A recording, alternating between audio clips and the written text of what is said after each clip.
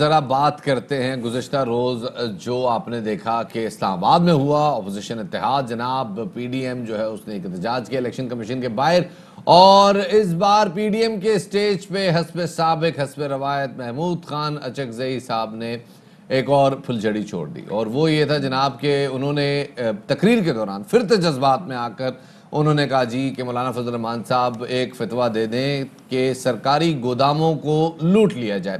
اس سے پہلے جناب محمود خان اچکزئی صاحب لاہور میں رہ کے لاہوریوں کے خلاف بیان دے چکے ہیں، کراچی میں آ کے وہ اردو زبان کے خلاف بیان دے چکے ہیں، تو ان کا میرے خیال میں اب یہ ایک وہ بن گیا ہے، ایک انہوں نے پچ بنا لی ہے کہ وہ جس جلسے میں کھڑے ہوں گے وہ اس جلسے میں کوئی ایک اس طرح کی شرشری جو ہے وہ ضرور ڈالیں گے۔ شفاعت تعجب کی بات ہے کہ وہاں پہ جو پی ڈی ایم کے جو باقی دیگر رہنما ہیں جب وہ ان کی اس طرح کی جب سٹیٹمنٹس دے رہے ہوتے ہیں اچکزئی صاحب اور وہ خاموش رہتے ہیں تو سمجھ میں نہیں آتی کہ پی ڈی ایم کا بھی اس حوالے سے کیا نیریٹو ہے، وہ کیوں نہیں آ کے ان کو سنب کرے، وہ ایسی انتشار پھیلانے والی باتیں کریں۔ دوسری جانب جناب وزیر داخلہ شیخ رشید صاحب نے یہ پی ڈی ایم کے حق میں مخالف ہیں، ایگزیکٹلی کیوں آتے ہیں سٹیج پہ؟ ہاں یہ کیوں آتے ہیں؟ کیونکہ شفاعت اس کے بعد پی ڈی ایم بھی چپ رہتی ہے، یا تو مریم نواز آ کے کوئی بول دے نگیٹ کر دے نہیں جی ہم ان کی اس بات سے ایگری نہیں کرتے، ان کو نہیں بات کرنی چاہیے، تو کوئی لگتا ہے ان کو سمجھانے والا بھی نہیں ہے۔ لیکن شیخ رشید صاحب نے جناب وہ کچھ لفظوں میں سمجھا دیا کہ اگر محمود اچکزئی صاحب جو ہے نا وہ اسی طرح کی تقریروں سے کرتے رہیں گے تو جو حالات ہیں نا وہ ہمارے بس سے نکل سکتے ہیں۔ فلور کے لوگوں، پنڈی کے لوگوں، سرکاری ذخائر کے گوداموں کا اندازہ لگاؤ۔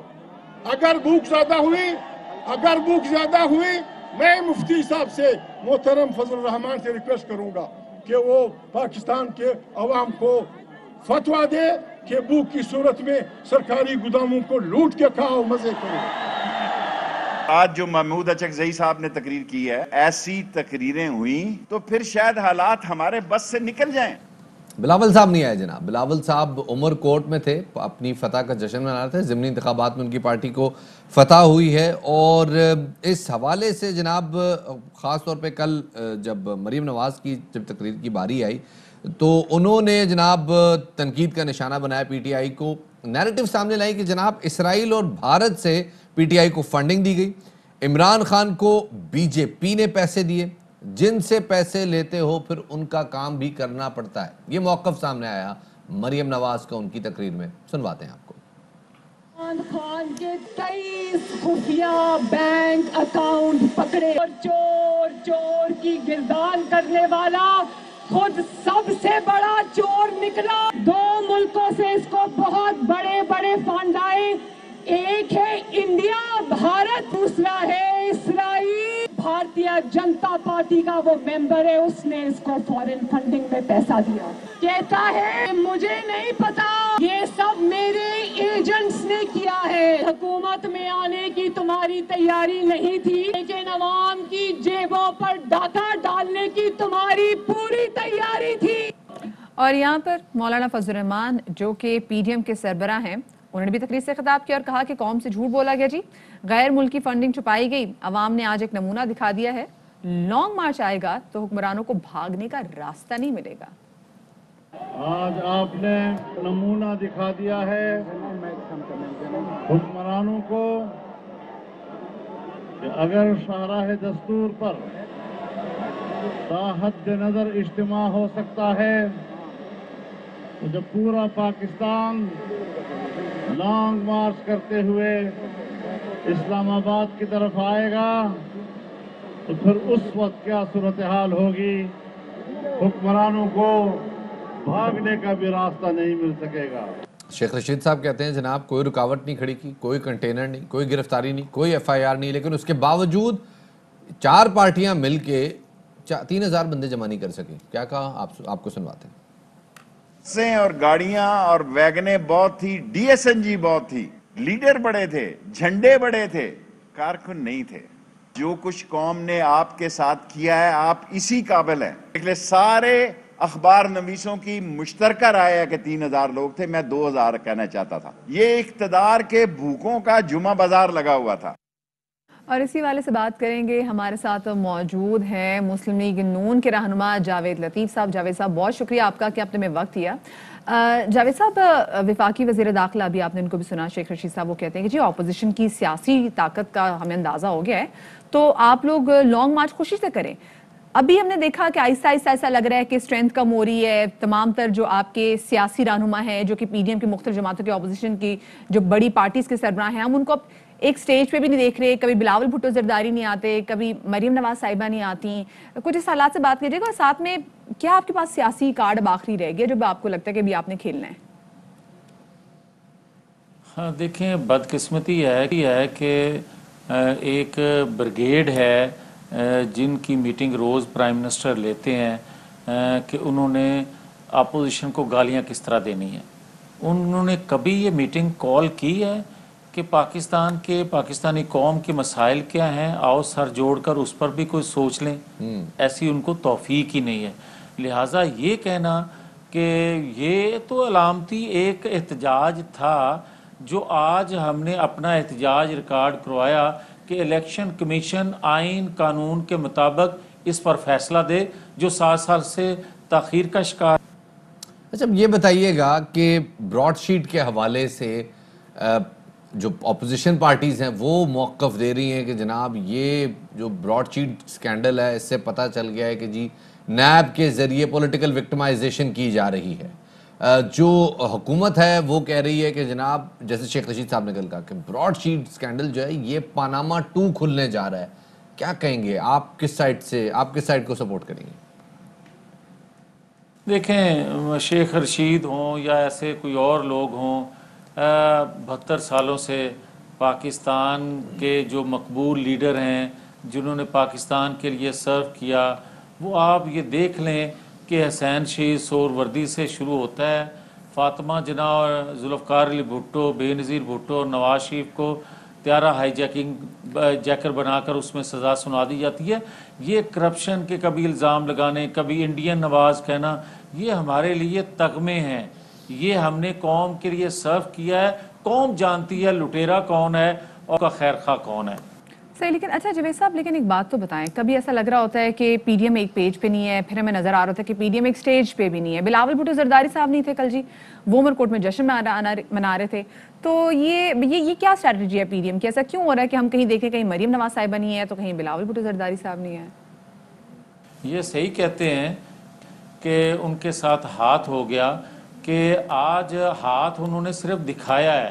جب لانگ مارچ ہوگا تو پھر پتہ چلے گا مولانا نے کس کے ساتھ دیا. صحیح جناب, بہت بہت شکریہ جی. جاوید لطیف صاحب ہمارے ساتھ موجود تھے, بتا رہے تھے کہ جناب یہ جو اپوزیشن ہے یہ ساری ایک پیج پہ تو نظر آ رہی ہے, بظاہر وہ الگ بات ہے کہ ایک سٹیج پہ نظر نہیں ہے, پیج پہ ہے, سٹیج پہ نہیں ہے. شہباز گل صاحب جناب وزیر اعظم کے معاون خصوصی ہمارے ساتھ موجود ہیں, ان کو شامل گفتگو کرتے ہیں.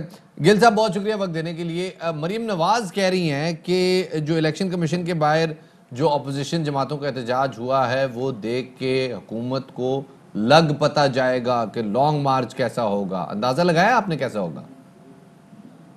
جی بالکل, انہوں نے درست کہا.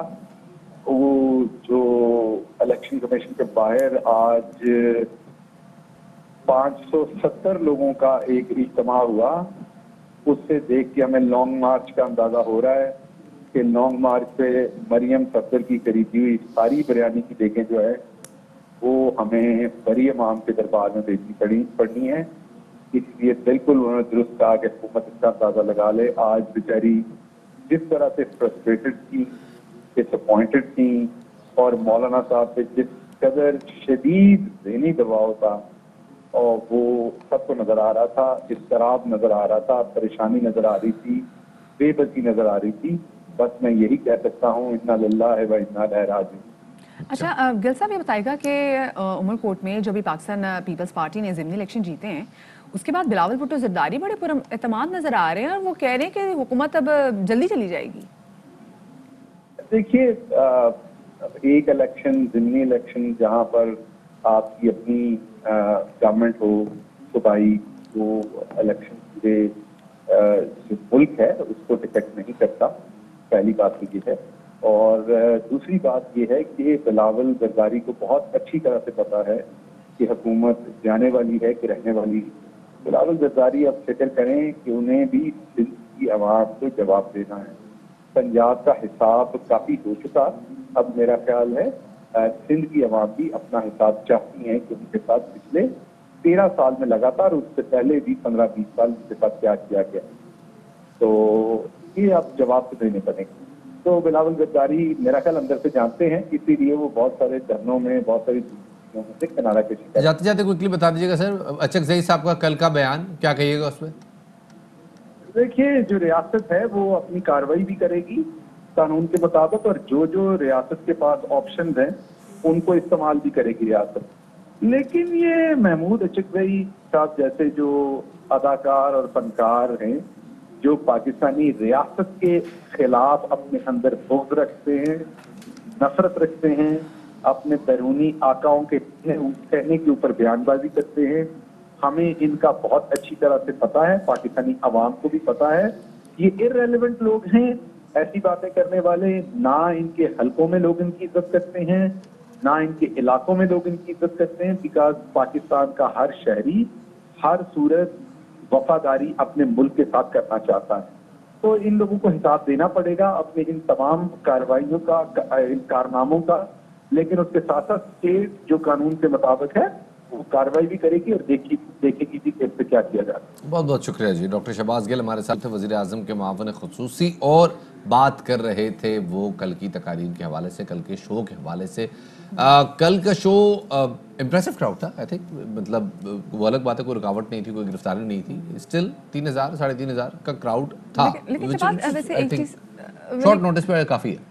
शफात, शॉर्ट नोटिस पे आप ये बात करिए तो कब से बात करेंगे इलेक्शन कमीशन के बारे में एहतजाज करेंगे, और प्लान नहीं नजर आ रहा था। 5-6 गाड़ी में से हम भी लेके, अगर एक बरातियों की जब गाड़ी निकलती है ना तो आगे पीछे ट्रैफिक भी ब्लॉक कर देती है। कभी आपने नोट किया जरा कि 4-5 डाले जा रहे हो ना तो उनके पीछे काफी ज्यादा ट्रैफिक ब्लॉक, लेकिन बंदे थे, बंदे नजर आ रहे थे। ये जो मैं शॉर्ट नोटिस कह रहा हूँ, ये बंदे नजर आ रहे, लीडरान नजर नहीं आ रहे। शफात, क्यों? और जो नजर आ रहे थे वो कोई ना कोई ऐसी बात कर देते, फिर अवाम कहती जी हमने नहीं जाना। मतलब महमूद अचक साहब को देख लो, वो अचकजई साहब वो अजीबो गरीब आके स्टेटमेंट दे रहे थे, और मेरे ख्याल से अगर वो ऐसी स्टेटमेंट तवातुर से देते रहे तो कोई एक्शन लेना चाहिए। मतलब लोग भी कह देंगे, लोग इसलिए नहीं जा रहे वैसे। नहीं, मेरे ख्याल में पता है, आप जब एक्शन लेते हैं ना तो एक्शन लेने से क्या होता है कि फिर ऐसा लगता है कि इनका मौक़िफ़ जो है उसको दबाया जा रहा है, और वो एक और नैरेटिव उठता है। ये जमहूरियत को वो नया से नया इंतशार फैलाने के लिए, इंतशार की बात है, लेकिन वो उस मौक़िफ़ को तायीद मिल जाती है कि हाँ जी उसमें कुछ होगा, कुछ तो सच होगा जो उसमें। इसलिए मेरे ख्याल में ये एज इट इज़ छोड़ देना चाहिए। जैसे आप देखें साबिक हुकूमत में जब धरना हो रहा था तो धरने की स्टेज से भी काफ़ी चीज़ें कही जा रही थी, FIR भी बनी, लेकिन उसके बाद वो केसेस जो है वो उनको एज इट इज़ छोड़ दिया गया, और वो एज सच उस तरह से नहीं बने। खैर जनाब, Fly with PIA and save gold. Register now. Scan QR code and register yourself to get gold and loyalty benefits. Powered by ARY Sahulat Wallet.